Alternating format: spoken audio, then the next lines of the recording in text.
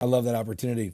I was just a couple questions that were on my heart and my mind. One, as a leader who wants to grow myself, but also want to raise up the level of leadership within our church Yeah. and move from just getting work done to Right. actually raising a culture of leadership. What are the best practices you've been involved in or seen to really create that leadership culture in a church? Yeah, yeah. Isn't it amazing? Because I know your church is experiencing great growth right now. You guys are grown a couple hundred here in the last month or two, and but isn't it amazing how the old 25-year-old John Maxwell statement, everything rises and falls on leadership. Everybody can laugh at the statement for 25 years. It's still true. Right. You know, Yeah. everything rises and falls on it. You know, the thing that, you and I have talked about this before, but I go back to the simplicity of like leadership circles, and the reason I love leadership circles is because they create leadership conversations. So your average person in your church that you might see something good in, like, hey man, that guy can be a leader, that girl could be whatever. Most of them are not having leadership conversations in their daily life. They're not like right now as they're at work, they're not thinking about leadership or getting developed, or Right. most likely their boss is not going through a book with them. Like this is probably not happening. Right. So I still go back to that. I do think that I think there's three components to it. I think there's leadership circles, which I really firmly believe in. But I think you have to stay on it and let them start spreading out. So a guy that's got a church of 1,000 people, if he has 200 people going through leadership circles, which is grab a book, go through a couple chapters, once or twice a month, and then go through the next couple chapters, a couple times in the next month, and then at the end of 6 months, you're done with that book. Maybe you spin off 2 or 3 people to go their own. Basically, they're small groups with leadership books. And but man, when they're done right, and they're done consistently, and they're done without failure, and then you wake up one day and go, we've got 48 leadership groups happening. And all that means is there are 48 groups, means 258 people that are having leadership conversations every month in our church. Yeah. You can't help but create a culture. It's just the culture will overtake you, Yeah. and you can't help it. Look, bro, I have seen it over and over and over. And I'm working with a church right now that we're doing some executive coaching for, and they've been with them for probably 3 years now, and they're, I don't know, probably around 800-900, and they probably have about 250 in leadership circles. Wow. And then when they're like, hey, we want to do like an apprenticing, which you and I've talked about before. Yeah. or hey, we want to go on they're doing this thing where they're going on a 6-month journey with people that want to meet monthly on leadership. They got 180 people signed up for it. Wow. But, Phenomenal. excuse me. But that's the only reason they're able to do that is because they fostered the leadership conversation. So I love leadership circles. That's one. I love apprenticing, taking 8 weeks out of the year, getting people once a week, that whole thing that we've talked about before. And I know you've done that before, like every Tuesday for 8 straight weeks, trying to get 20 or 30 people that are willing to give you that Tuesday. They got to take work off, whatever. But you have to foster that. And then I am a huge fan of just one-on-one mentoring, that whole 5-stage, I do, you watch, we talk, that whole thing. Mm-hmm.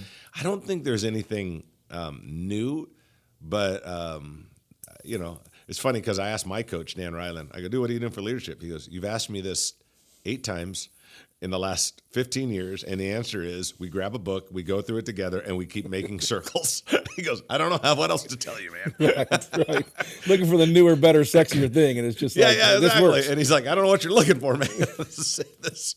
So I think that the one thing I love about circles is they create conversations. But here's the thing about leadership is I was just teaching yesterday in Missouri, and I put the word intentional in front of the word leadership. Not that that's some big eye-opening thing, but I think people have to really be intentional. Like this is what we do. Yeah. This is a value of ours. This is something that we measure success by. Good. Yeah. Most of us is measuring success by attendance, if we're honest, attendance, baptisms, finances. Yeah. Stuff like that, whatever, whether the top 3 or 4. Maybe how many people are serving, how many people in groups, but where does the leadership thing, that's a constant conversation in our church and our culture of how are we getting more leaders? How are they developing? Is it happening at a bigger rate? And I don't know if people are really intentional about it. I don't even know it shows up on their metrics. Yeah. So because of that, because that leadership idea in that metrics is more of a qualitative role than a quantitative role. I mean, you could mass produce the book, but pulling those quality leaders out, is there a next level then that you call them to, or what would be the next step when you finally identified them, circled them, and said they're just kind of a next level leader? Is it commissioning them? They're in circles already? That's right. Yeah.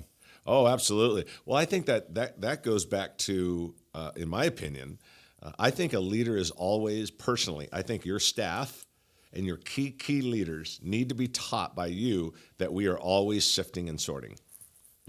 Always. Good. We're always sifting and we're always sorting because we're always on the search for the next leader. So if you're having a leadership circle, I'm pretending I'm you and I'm speaking to the staff and all your team, your leaders. Hey, if you got a leadership circle going and you identify someone, you need to pull them out.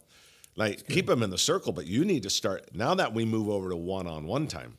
Okay. Or one-on-two time, where it's like, okay, now we've gone from leadership circles to I'm going to spend one-on-one time with people. But I don't know if enough leaders are doing that. So that's a great question. But that's back to intentional leadership. Is like the key leaders and the key staff have to know this is what we do. Yeah. Like we raise up leaders. Yeah, it's good. When you get evaluated, it'll be based on if you raised up leaders, not the only thing.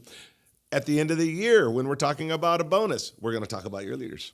That's got to be a major lane. So the circles, again, if you look at a leadership ladder, you got circles here.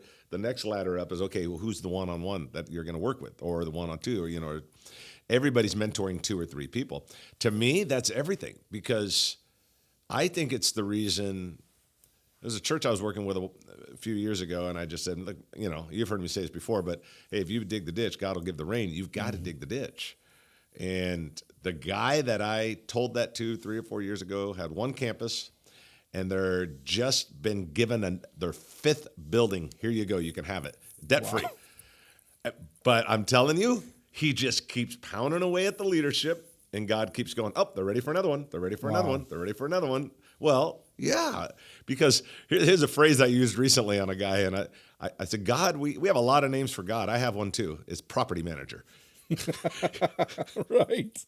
He's a property manager. He is, yeah. And he's like, let's see, who's ready for another property that could build a church? That guy's ready because they developed the leaders.